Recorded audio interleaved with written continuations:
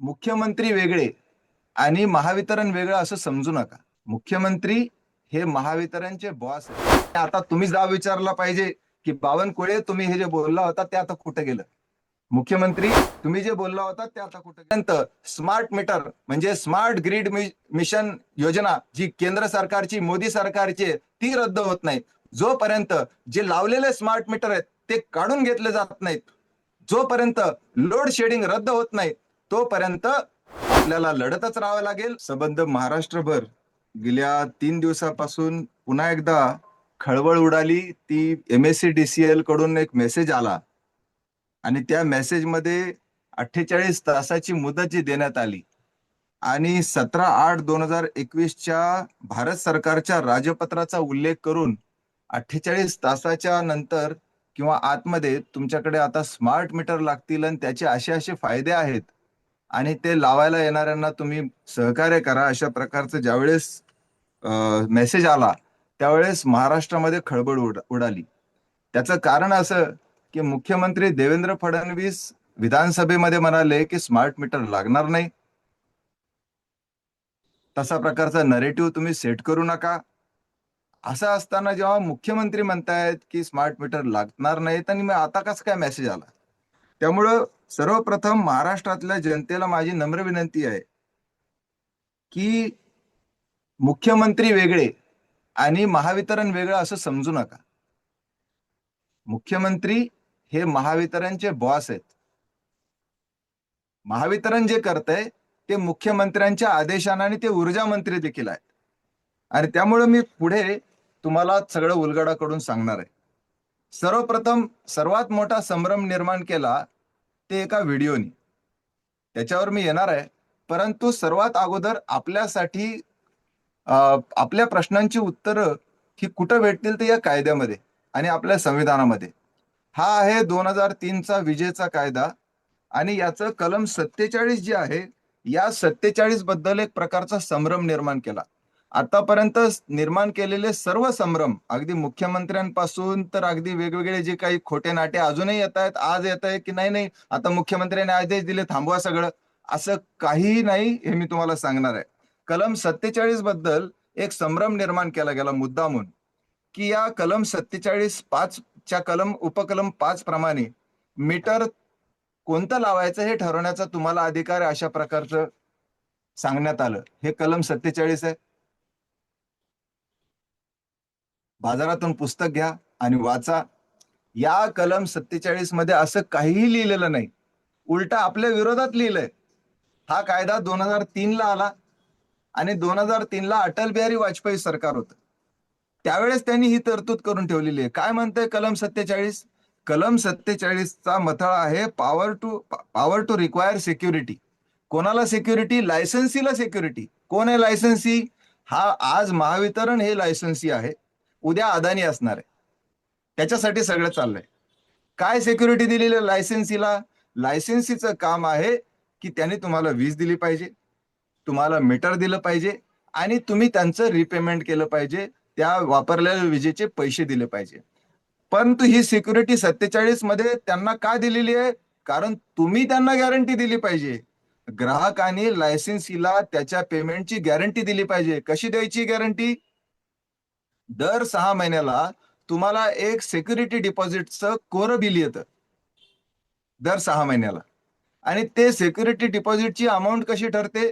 तर तुमच्या पूर्ण वापराच्या ह्याच्यावर जे तुमचं बिलिंग असतं त्याच्यावर ती रक्कम ठरते. जर ते 6 महिन्याला येणारं जे सिक्युरिटी डिपॉझिटचं जे बिल आहे ते जर तुम्ही भरलं नाही तर तुम्हाला प्रीपेड मीटर लागेल, असं 47(5) म्हणतंय. 47(5) काय म्हणतंय? जर तुम्ही सिक्युरिटी डिपॉझिट जर भरलं नाही तर तुम्हाला प्रीपेड मीटर लागेल आणि जर तुम्ही सिक्युरिटी डिपॉझिट भरलं तर तुम्हाला पोस्टपेड लागेल. हे 47 आहे. सिक्युरिटी डिपॉझिट भरणं काय किंवा प्रीपेड मीटर लावणं काय, हे दोन्हीही सारख्याच गोष्टी आहे. फास्टॅगवर आपण जसं हायवेला फास्टॅगचं हे लावतो त्याप्रमाणे तशाप्रमाणे ते सगळे पैसे त्यांच्याकडे राहणार. त्याच्यामुळं हे प्रीपेड पोस्टपेड हा खेळ आता थांबवला पाहिजे. हा संभ्रम आता थांबवला पाहिजे. प्रीपेड मध्ये देखील तुम्हाला भुर्दंडच आहे आणि पोस्टपेड मध्ये देखील तुम्हाला भुर्दंड आहे. मुळातच स्मार्ट मीटर काय येत आहेत हा खरा प्रश्न आहे. आता यामध्ये कलम 55चा देखील उल्लेख करण्यात आला, त्याच्यावरही तुम्हाला स्पष्टपणे पुन्हा एकदा सांगतो. विधानसभेच्या निवडणुकीच्या अगोदर हे सरकार धादांत खोटं बोललं. आता हा 2003चा कायदा आहे आणि आपल्याला जो मेसेज आला त्या मेसेजमध्ये स्पष्टपणे म्हटलंय की भारत सरकारच्या राजपत्र दिनांक 17 ऑगस्ट 2021चं राजपत्र. मग जर भारत सरकारने जर 21ला निर्णय घेतलेला होता राजपत्रामध्ये, तर मग आता 4 महिन्यापूर्वी देवेंद्र फडणवीस असं कसं काय खोटं बोलले आणि त्यांच्यावर तुम्ही विश्वास कसा ठेवला? आज परत मुख्यमंत्र्याच्या नावाने परत खोटे व्हिडिओ पसरवले जात आहेत. मुख्यमंत्री खोटं यासाठी बोलले कारण तुम्ही लढू नये, रस्त्यावर उतरू नये, तुम्ही त्यांच्यावर विश्वास ठेवावा. माझी तुम्हाला विनंती आहे, न मुख्यमंत्र्यावर विश्वास ठेवावा ना कोणावर विश्वास ठेवावा, तुम्ही कागदांवर विश्वास ठेवावा. अशाच प्रकारचा संभ्रम चंद्रशेखर बावनकुळे यांनी विधानसभेच्या निवडणुकीच्या पूर्वी पसरवला होता. ही बातमी तुम्हाला आठवते सगळ्यांना? ही बातमी सर्व वर्तमानपत्राच्या पहिल्या पानावर आली होती. घरोघरी स्मार्ट मीटर लागणार नाही. तेव्हा आम्ही सगळ्यांना सांगत होतो की केंद्र सरकारची, भारत सरकारची, मोदी सरकारची ही स्मार्ट ग्रीड मिशन योजना आहे आणि 2017 पर्यंत त्यांना पूर्ण भारतामध्ये स्मार्ट मीटर या अदानीसाठी लावण्याचा त्यांचा प्रोजेक्ट होता. तो त्यांचा लेट झालेला आहे, त्याच्यावर विश्वास ठेवू नका. कारण जर त्यावेळेस आम्ही पत्रकार परिषद घेऊन सांगितलं, हा आहे तो आदेश. त्यांनी आता कॉम्रेड भोयर जे सांगत होते ते ह्याच्यातले आकडे सांगत होते. हा 21/9/2023 ची ऑर्डर आहे ही. म्हणजे अदानीला भांडूप, कल्याण, कोकण, परत अदानीला बारामती, पुणे, त्याच्यानंतर एनसीसी कंपनीला नाशिक आणि जळगाव, त्यानंतर एनसीसी कंपनीला लातूर, नांदेड, औरंगाबाद, मॉन्टे कार्लोला चंद्रपूर, गोंदिया, नागपूर, अकोला, अमरावती आणि जीनियस कंपनीला अकोला आणि अमरावती.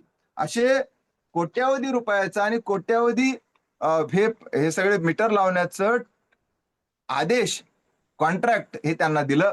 त्यावेळेस आम्ही ज्यावेळेस बावनकुळेंनी ही बातमी दिली, हे जेव्हा जाहीर केलं, त्यावेळेस आम्ही पत्रकार परिषद घेऊन सांगितलं होतं की बावनकुळेंनी हे दाखवावं की ही ऑर्डर रद्द झाली. ही ऑर्डर रद्द न करता ते फक्त मतांवर डोळा ठेवून तुम्हाला खोटं बोलले. आणि आता तुम्ही जा विचारला पाहिजे की बावनकुळे, तुम्ही हे जे बोलला होता ते आता कुठं गेलं? मुख्यमंत्री, तुम्ही जे बोलला होता ते आता कुठं गेलं? ते तर लांबच, पुन्हा ते खोटं बोलले. पण आता हे स्मार्ट मीटर आणतायत कशासाठी? माझं तुम्हाला नम्र निवेदन आहे की मंत्र्यांवर विश्वास ठेवू नका, अधिकारी खरं बोलतायत.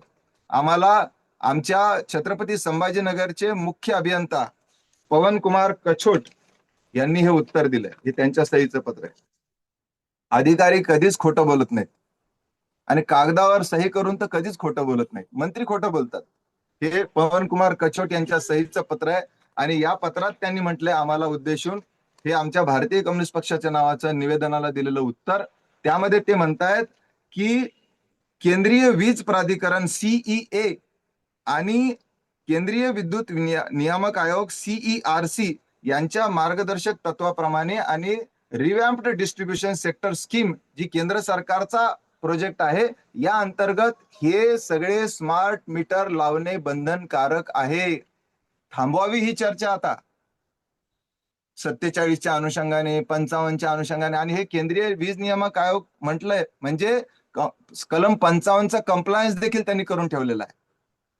हायकोर्टाचा कुठला तरी आदेश असं काहीतरी बोललं जातंय. अहो, हायकोर्टाचा आदेश असेल तर मग अवमान याचिका दाखल करा ना. अवमान याचिका का दाखल केली नाही? मुळातच आपल्याला रस्त्यावर उतरल्याशिवाय पर्याय नाही, म्हणून ही आम्ही घरोघर पत्रक वाटली. इथं छत्रपती संभाजीनगरला आम्ही प्रत्येक महिन्याच्या पहिल्या बुधवारी सकाळी 10 ते 11 आम्ही आंदोलन करतोय आणि सतत लावून धरतोय. घरोघर जाऊन फॉर्म वाटतोय. 47/5चे नाही, मुख्यमंत्र्याला स्पष्टपणे या अर्जामध्ये आम्ही म्हणतोय की तुम्ही आम्हाला मतं घेत असताना स्मार्ट मीटर लावणार नाही असं म्हणून मतं घेतलेत, तुम्ही हे आता स्मार्ट मीटर रद्द करा. कशासाठी आणताय ते स्मार्ट मीटर ते आता सांगतो. आपण आपलं बिल कधी वाचतच नाही. हे आपलं बिल, या बिलच्या पाठीमागचा भाग आपण कधीच वाचत नाही. महाराष्ट्रामध्ये सर्वात महागडी वीज आपल्याला विकली जाते. आपण सहनशील आहोत. या बिलाच्या पाठीमागे लिहिलेलं आहे की 0 ते 100 युनिट पर्यंत आपल्याला 4 रुपये 28 पैसे हा दर लागेल एका युनिटला. त्याच्यानंतर 101 ते 300 युनिट पर्यंत आपल्याला 11 रुपये 10 पैसे आपल्याला दर लागेल. करा हिशोब, घ्या आपलं बिल आणि लगेच हिशोब करा. मी माझा केलाय. मला 4 रुपये 28 पैसे आणि 11 रुपये 10 पैसे प्रमाणे मला बिल आलेलंच नाहीये. का आलं नाही? कारण या ठिकाणी लिहिलंय हे सगळे ऍड झाले. काय आहे ते? हे आहे स्थिर आकार, वीज आकार, वहन आकार, इंधन समायोजन आकार, वीज शुल्क, वीज विक्री कर, हे सगळे ऍड केले. म्हणजे मला जर 1100 रुपयाचं बिल 1100 रुपये या 4 रुपये 28 आणि 11 रुपये 10 पैशाप्रमाणे होत असेल तर मला बिल आलं 2200 रुपयाचं. म्हणजे जवळपास 1000-1200 रुपये हे सगळे व्याज, हे सगळं आलेलं आहे. वहन आकार, वीज शुल्क इत्यादी इत्यादी. आणि मग माझ्या खिशातून जे चाललेलं आहे त्याचा जेव्हा मी भागाकार केला तर मला 1 युनिट वीज आज महाराष्ट्र सरकार मला 14 ते 15 रुपये दरानं 1 युनिट वीज आपल्याला देतं.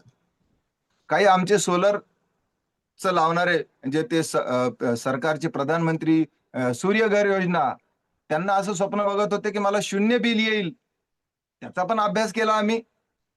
एकीकडं 14 आणि 15 रुपये युनिट हे तुमच्या माझ्यासारख्या ज्यांच्याकडे सोलर नाही त्यांना लागतंय. तर ज्यांच्याकडे सोलर आहे, ज्यांनी 1.5-2 लाख रुपये खर्च करून सोलर लावलेलं आहे, त्यांचं 0 बिल केव्हा येईल? जेव्हा त्यांचं हे 1.5-2 लाख रुपये वसूल होईल त्याच्यानंतर 0 बिल येईल. किमान त्यांना 4 ते 5 वर्ष द्यावे लागतील, त्याच्यानंतर 0 बिल यायचं स्वप्न ते बघत होते. आणि तेवढ्या स्मार्ट मीटर धडकलं. काय स्मार्ट मीटर धडकलं? या स्मार्ट मीटरमुळं आता सोलरमुळं त्यांना, सरकारला असं वाटलं की ह्या सोलरमुळं तर आपल्याला त्यांना लुटताच येणार नाही अदानीसाठी. तर म्हणून त्यांनी सोलरवाल्यांसाठी नवीन आता हे आणलं, रिस्ट्रिक्शन्स आणल्या, त्यांच्यावर बंधनं आणली की सोलरवाल्यांकडून वीज घेत असताना ते 41 पैशाने घेतात आणि त्यांना देत असताना 17 रुपयाने देतात. वा, काय हिशोब आहे. आणि आता त्यांनी सोलरचे आमचे ग्राहक मग ते म्हणत होते की आम्ही जास्त वीज जनरेट करू म्हणजे मला 0 बिल येईल. तर आता त्याच्यावर बंधन आणण्यासाठी सरकारने परत निर्णय घेतला, तुघलकी निर्णय, की ज्याचं बिल जेवढं येत असेल, समजा 200 युनिट त्याचं जर त्याला लागत असतील आणि त्याने 300-400 युनिट जर जनरेट केलं तर त्यांना वाढीव जे तुम्ही जनरेट करताल त्या वाढीव जनरेशनवर 60 रुपये प्रति युनिट प्रमाणे तुम्हाला दंड लावू. वा, फडणवीस साहेब फारच छान. अदानीचं किती भलं करताय तुम्ही, हा समजून घेण्याचा प्रश्न आहे.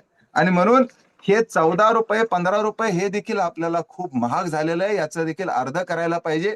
हे तर दूरच, त्यांनी हे स्मार्ट मीटर आणत असताना अजून एक गोष्ट केली अदानीसाठी. हे तुम्ही वाचलंच नाही, सगळ्या वर्तमानपत्रामध्ये छापून आलंय. हे आहे वीज नियामक आयोगासमोर महावितरणने दिलेला प्रस्ताव. ही आहे केस नंबर 217/2024. बारीक बारीक बारीक बारीक आपण वाचलंच नाही ते. आणि ह्याच्यामध्ये त्याच्याबद्दल काय म्हणाले ते? त्याच्याबद्दल म्हणाले की आम्ही वीज दर कमी करण्याचा प्रस्ताव दिलेला आहे. एप्रिल 2024चाच आता प्रस्ताव मंजूर झालेला आहे. आताचे रेट एप्रिल 2024ला लागू केलेले आहेत आणि लगेच एका वर्षात दुसरं परत दरवाढीचा प्रस्ताव. हा अदानीसाठी होता आणि हा टीओडी होता. याच्यावर आम्ही आक्षेप दिला, भारतीय कम्युनिस्ट पक्षाने आक्षेप दिला, अनेकांनी आक्षेप दिले. मग त्या ठिकाणी नाटक झालं, सुनावणीचं नाटक. यांचं ऐकायचं, त्यांचं ऐकायचं आणि जे करायचं ते करायचं. आजच्या तारखेला अजून त्यांनी झाकली मूठ केलेली आहे. ती झाकली मूठ अशी आहे की आज 14 रुपये युनिट आहे, याच्या चौपट म्हणजे 56 रुपये युनिटने त्यांनी मंजूर करून ठेवलेलं आहे आणि स्वतःच स्टे करून ठेवलेलं आहे. जसे सगळे स्मार्ट मीटर लागतील तुम्हाला ते नवीन रेट लागू होतील. आता जर 56 रुपये युनिट जर त्यांनी जर मंजूर करून ठेवला असेल आणि स्वतः स्थगित करून ठेवला असेल आणि त्या 56 रुपयामध्ये 80 पैसे तुम्हाला दिवसाला कमी. वा, क्या बात आहे. जाहिराती येऊ लागलेल्या आहेत की तो नवरा बायकोला सांगतो, अगं दिवसात ते फक्त ते वॉशिंग मशीन चालव, रात्री नको चालू, रात्री रेट जास्त असतो, आपण जरा स्मार्ट झालं पाहिजे. अरे दादा, ते 80 पैसे कमी कशातून करतायत? 14 रुपयामधून नाही कमी, 56 रुपयामधून 80 पैसे कमी करतायत दादा. कोणाला मूर्ख बनवतायत तुम्ही? आणि त्यामुळं लोकांना आता कळालेलं आहे की हे स्मार्ट मीटर चांगलं नाही. युपीतल्या नागरिकांना कळालेलं आहे, ते उचलून फेकून देत आहेत. आता तुमची बारी आहे. आम्ही मागणी अशी करतोय भारतीय कम्युनिस्ट पक्षातर्फे, प्रत्येक महिन्याच्या पहिल्या बुधवारी जुबली पार्कच्या छत्रपती संभाजीनगर महावितरण कार्यालयासमोर 1 तास द्या, अशी आमची आमची तुमच्याकडेच मागणी आहे, जनतेकडे. फक्त सोशल मीडिया करून हे होणार नाही. तुम्हाला रस्त्यावर उतरावं लागेल आणि मुख्यमंत्र्याला आणि सर्व ज्यांना ज्यांना तुम्ही निवडून दिले त्यांना जाब विचारावा लागेल की हे काय चालवलेलं आहे तुम्ही. नुसतं एवढंच नव्हे तर आमच्याकडे आमच्या आमच्या नागरिकांच्या सुरक्षेची देखील त्यांनी कॉम्प्रोमाइज केलेलं आहे, समझोता केलेला आहे. आमच्याकडे इकडे अजवा नगर आणि बकवाल नगर मध्ये 3-3 फुटावर स्मार्ट मीटर लागले. म्हणजे एनसीसी कंपनीला कॉन्ट्रॅक्ट दिलं, एनसीसीनं परत दुसऱ्याला दिलं, दुसऱ्यानं परत तिसऱ्याला दिलेलं असेल आणि नफा मिळवण्यासाठी त्यांनी कॉम्प्रोमाइजेस केले. निकृष्ट दर्जाचं मटेरियल वापरलं, कसं तरी थातूर मातूर केलं, त्या वायरी उघड्या करून ठेवल्या आणि एका अचल अस्वले नावाच्या एका मुलीला करंट लागला. ती मुलगी अधू झाली. पोलीस त्यांच्याबद्दल त्यांचा एफआयआर घेत नव्हते, उलट त्यांनाच धमक्या देत होते. मी स्वतः, आमचे सगळे कार्यकर्ते, भारतीय कम्युनिस्ट पक्षाचे कार्यकर्ते उपोषणाला बसले आणि एनसीसी कंपनीच्या विरोधातला पहिला एफआयआर हा वाळूज एमआयडीसी वाळूज पोलीस स्टेशनला दाखल झाला. त्याच्याबद्दल आम्ही तिला 1 कोटी रुपयाचं नुकसान भरपाई द्या अशी देखील मागणी करत आहोत. केवळ हा दरवाढीचा प्रश्न नसून आपल्या सुरक्षेशी देखील हा मोठा खेळ आहे, मोठा समझोता आहे. आणि म्हणून तुम्हाला जर असं वाटत असेल की आता 47 मध्ये काही नाही, 55 मध्ये काही नाही, सरकारने असं करून ठेवलंय, तर सगळ्यात महत्वाचं उत्तर आपल्याला आपल्या संविधानाने दिलेलं आहे. या संविधानामध्ये हा कायदा जरी अटल बिहारी वाजपेयी आणि भाजपाने पास केलेला असेल, हे जरी भाजपचे लोक हे अदानीला मिळून तुम्हाला मला लुटण्याचा प्रयत्न करत असतील, तरी संविधान आपल्या सोबत आहे. आणि या संविधानामध्ये म्हटलंय की पहिल्या पानावर की आम्ही भारताचे लोक हे सर्वोच्च आहोत. त्यामुळं सर्वोच्च असणाऱ्या भारताच्या लोकांनो, रस्त्यावर उतरा आणि मुख्यमंत्र्याला जाब विचारा. ज्याप्रमाणे शेतकऱ्यांनी रस्त्यावर उतरून ते काळे कायदे परत घ्यायला लावलेत, तसा हा काळा कायदा देखील परत घ्यायला लावला पाहिजे. जोपर्यंत वीज दरवाढ रद्द होत नाही एप्रिल 2024 ची आणि त्यानंतरच्या 217/2024 ची, जोपर्यंत स्मार्ट मीटर म्हणजे स्मार्ट ग्रिड मिशन योजना जी केंद्र सरकारची, मोदी सरकारची, ती रद्द होत नाही, जोपर्यंत जे लावलेले स्मार्ट मीटर आहेत ते काढून घेतले जात नाहीत, जोपर्यंत लोड शेडिंग रद्द होत नाही, तोपर्यंत आपल्याला लढतच राहावं लागेल, रस्त्यावर उतरावंच लागेल. अनेक गोष्टी आहेत त्याच्याबद्दलच्या आपण सविस्तर बोलत राहू. भारतीय कम्युनिस्ट पक्षाचे कार्यकर्ते याबद्दल गेल्या 2 वर्षापासून रस्त्यावर आहेत. 2 वर्षापासून भारतीय कम्युनिस्ट पक्षाचे कार्यकर्ते सतत या विजेच्या प्रश्नावर आंदोलन करत आहेत. त्यांना साथ द्या. आम्ही देखील तुमच्यासाठी लढायला तयार आहोत, परंतु प्रत्येकाला सोबत यावं लागेल.